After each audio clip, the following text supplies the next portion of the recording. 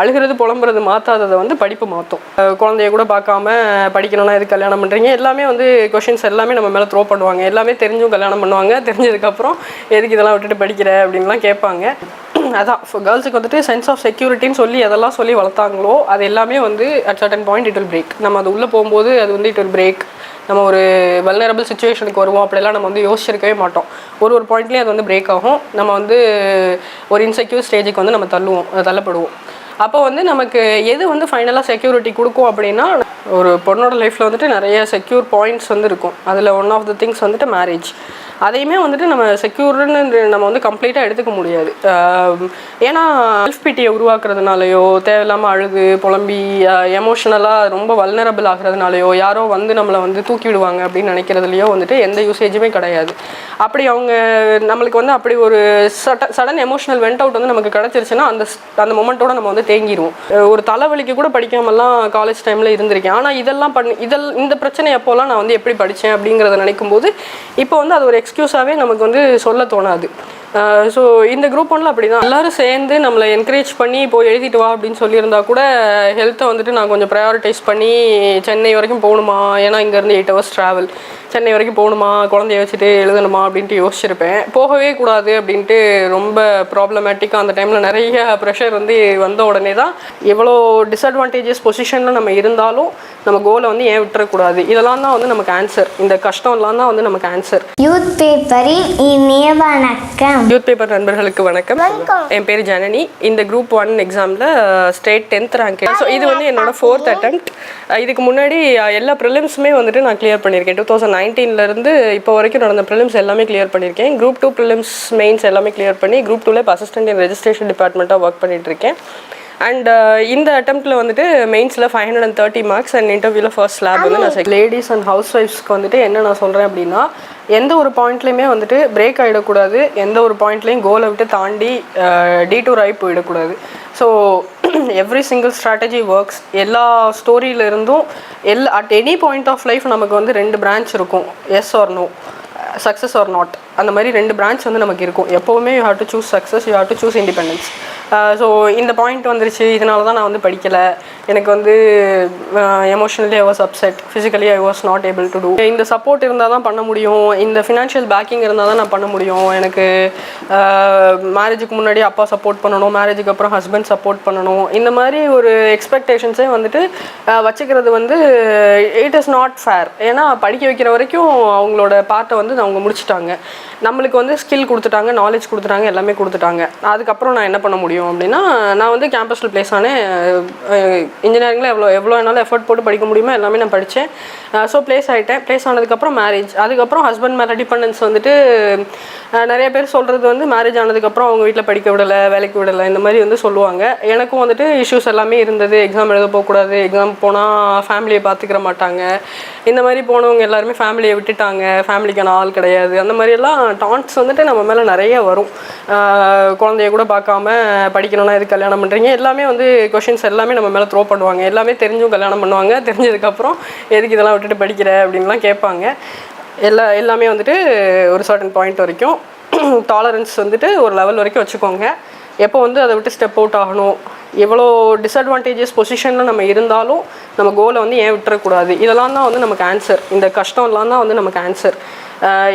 எல்லாமே வந்து ஒரு பாயிண்டில் மாறும். எந்த பாயிண்டில் மாறும்? நம்ம வந்து சக்சீட் ஆகிற பாயிண்டில், நம்ம கோலை நம்ம ரீச் பண்ணுற பாயிண்டில். யாருக்காகவும் வெளியாள்களுக்காக இல்லை, நம்மளுக்காகவும் நம்மளை நம்பி வந்து நம்ம குழந்தைங்களுக்காகவும். ஸோ அதுக்கு வந்துட்டு நம்ம ஃப்யூச்சரில் வந்து நம்மளை பார்க்கும்போது நம்ம பேரண்ட்ஸுக்கே வந்துட்டு சரி okay, she has her own ground, அவங்க பார்த்துக்குருவாங்க அப்படிங்கிற ஒரு ஹோப் வந்து எப்போ வரும்னா, என்ன தான் நார்மல் ஒர்க்கில் இருந்தாலுமே ஐடியில் இருந்தப்போலாம் ஒரு சென்ஸ் ஆஃப் செக்யூரிட்டின்றது வந்து அவ்வளோ சீக்கிரம் நம்ம மனசுக்குள்ளே வராது. ஏன்னா எவல்யூஷனாகவே நமக்கு வந்து ஒரு செக்யூர் மைண்ட் செட்டில் இருக்கும்போது தான் விமன் வந்து they thrive, so they flourish.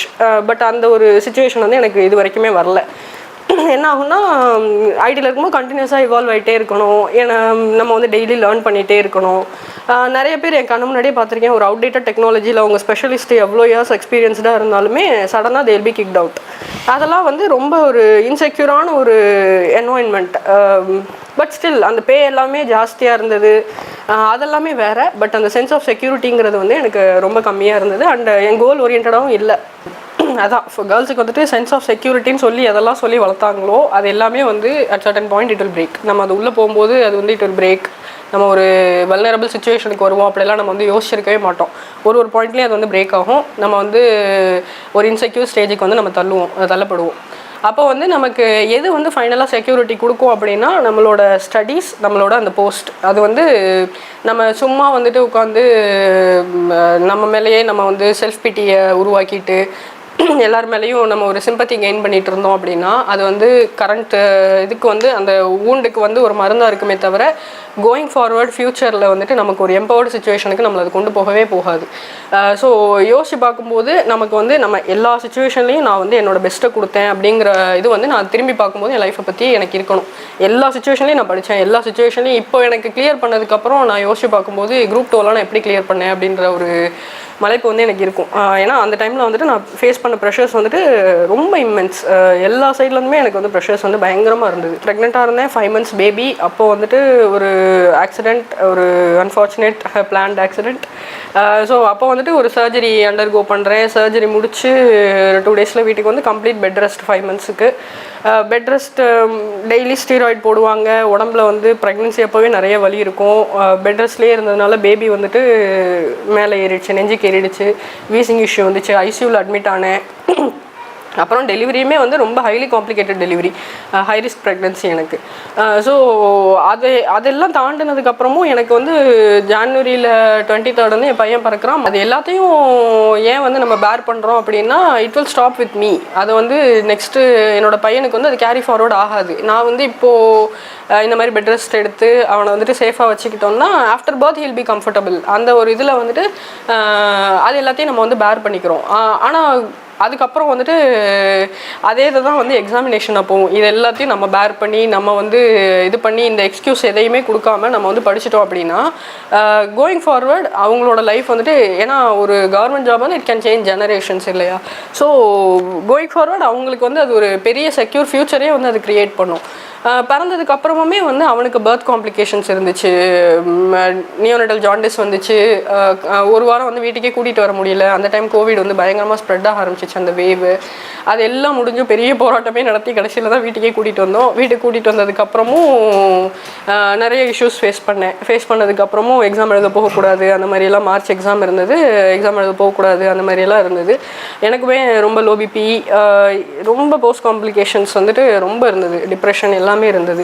அதையும் தாண்டி வந்து ஏன் நான் போகணும் அப்படின்னு நினச்சேன்னா, இந்த ஒரு பாயிண்ட்டில் வந்துட்டு நான் விட்டுட்டேன்னா இந்த ட்ரீமே வந்து இதாகாமல் போயிடும். இந்த ஒரு பாயிண்ட் விட்டுட்டேன்னா அடுத்த அட்டெம்ப்ட் எனக்கு என்ன நடக்கும்னு எனக்கே தெரியாது.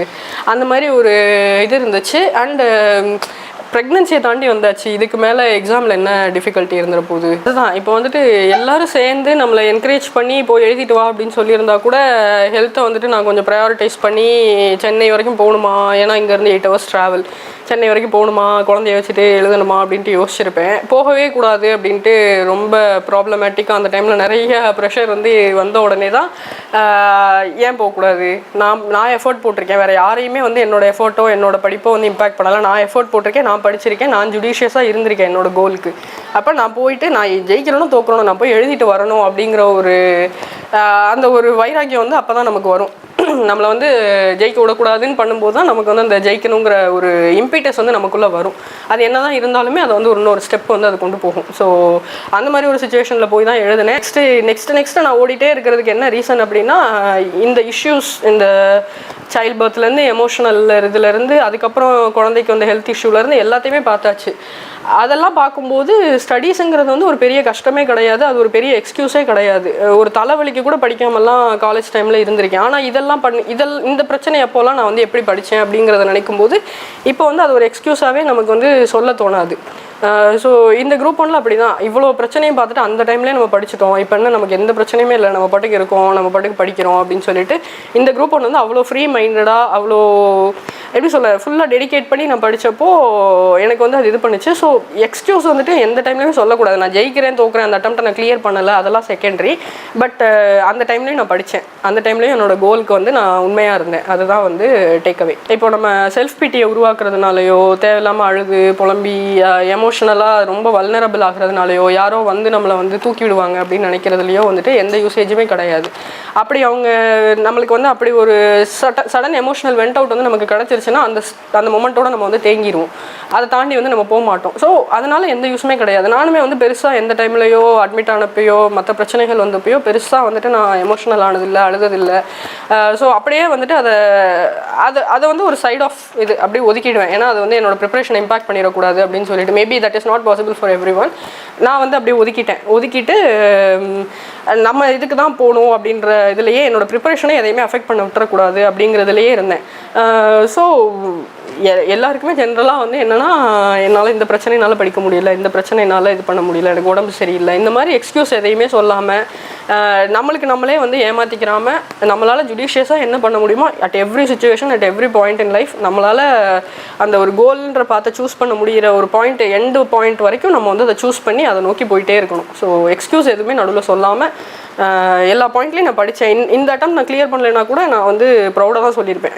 என்னால் முடிஞ்ச 100%, என்னால் முடிஞ்ச 200% வந்து நான் போட்டேன். என்னை தாண்டி இவ்வளோ எக்ஸாஸ்டிவாக யாரும் ப்ரிப்பேர் பண்ணியிருக்க முடியாது, என்னால் வந்து பண்ணியிருக்க முடியாது அப்படின்னு வேணால் நான் வந்து ப்ரௌடாக சொல்லிக்கிறேன். அந்தளவுக்கு நம்ம ஒரு அட்டம்ப்டையுமே ஃபுல்லாக இது பண்ணணும். எழுதுறதுனாலையோ புலம்புறதுனாலையோ செல்ஃப் பிட்டி க்ரியேட் பண்ணுறதுனாலையோ லைஃப்பில் வந்து எதுவுமே மாற போகிறது கிடையாது. மொமெண்ட்ரி ஒரு ரிலீஃப் தானே தவிர நம்ம லைஃப் வந்து ஃப்யூச்சர் வந்து அதை வந்து மாற்றவே மாற்றாது. லைஃப்பை வந்து எது மாற்றும் அப்படின்னா படிப்பு மட்டும்தான் மாற்றும், நம்ம எஃபர்ட்ஸு நம்ம கன்சிஸ்டன்சி மட்டும்தான் மாற்றும். ஸோ படிக்கிறது அந்த கவர்மெண்ட் ஜாபோட security Group 1 Group 2 Group 4 whatever it is அந்த கவர்மெண்ட் ஜாப் ஆஃபர் பண்ணுற ஒரு செக்யூரிட்டி வந்து நமக்கு வேறு எதுலேருந்துமே வராது. ஒரு எமோஷனல் செக்யூரிட்டினாலேயோ ஒரு டிபெண்டன்ஸ்னாலேயோ நமக்கு வராது. ஸோ அழுகிறது புலம்புறது மாற்றாததை வந்து படிப்பு மாற்றும். ஒரு பொண்ணோட லைஃப்பில் வந்துட்டு நிறைய செக்யூர் பாயிண்ட்ஸ் வந்து இருக்கும். அதில் ஒன் ஆஃப் த திங்ஸ் வந்துட்டு மேரேஜ். அதையுமே வந்துட்டு நம்ம செக்யூர்னு நம்ம வந்து கம்ப்ளீட்டாக எடுத்துக்க முடியாது. ஏன்னா அது வந்து it can go either ways. அதுக்கு வந்துட்டு நம்ம ஒரு 50% தான் ரெஸ்பான்சிபிள். இதே ஒரு ஜாபுக்கு போயிட்டோம் அப்படின்னா ஒரு பொசிஷனில் நம்ம இருக்கிறோம் அப்படின்னா அது கொடுக்குற சென்ஸ் ஆஃப் செக்யூரிட்டி வந்து நமக்கு மட்டும் இல்லை ஃபேமிலிக்கு நமக்கு சைல்டுக்கு எல்லாருக்குமே வந்து அது கொடுக்குற சென்ஸ் ஆஃப் செக்யூரிட்டி அது கொடுக்குற ஒரு எமோஷனல் ஸ்டெபிலிட்டின்றது வந்து பயங்கர பெருசு. எப்போ ரியலைஸ் பண்ணேன்னா ஜாப் ஷிஃப்ட் ஆகி Group 2க்குள்ளே வந்ததுக்கப்புறம் அந்த ஒரு ஃப்ரீடம் ஆஃப் மைண்ட் இருக்கு இல்லையா, அது வந்து ஓகே நான் வந்து அந்த ஒரு சேஃப்டி நெட்டுக்குள்ளே வந்துட்டேன் அப்படிங்கிற ஒரு இது க்ரியேட் ஆனதுக்கப்புறம் தான் நம்மளுக்கு அந்த ஒரு ரிலீஃபே வந்து ஃபீல் ஆகும். சொசைட்டிக்கு we should give back something அப்படிங்கிற அது வந்து சின்ன வயசுலேருந்தே வந்து அது இருந்தது.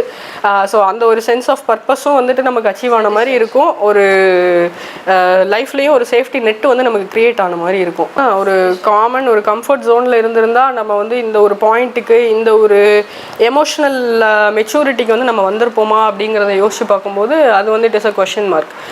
ஏன்னா ஒரு பேசிக்கான ஒரு கம்ஃபர்ட் ஜோன்லேருந்து வர்றவங்களுக்கும் இவ்வளோ சேலஞ்சஸை ஃபேஸ் பண்ணி எல்லாத்தையும் தாண்டி நான் ஒரு ஸ்டெபிலிட்டியோடு வந்திருக்கேன் அப்படிங்கிறது வந்து அது வந்து it is a completely different dimension. So அது எல்லாத்தையும் தாண்டி வந்து நம்ம வந்து ஜெயிக்கணும்.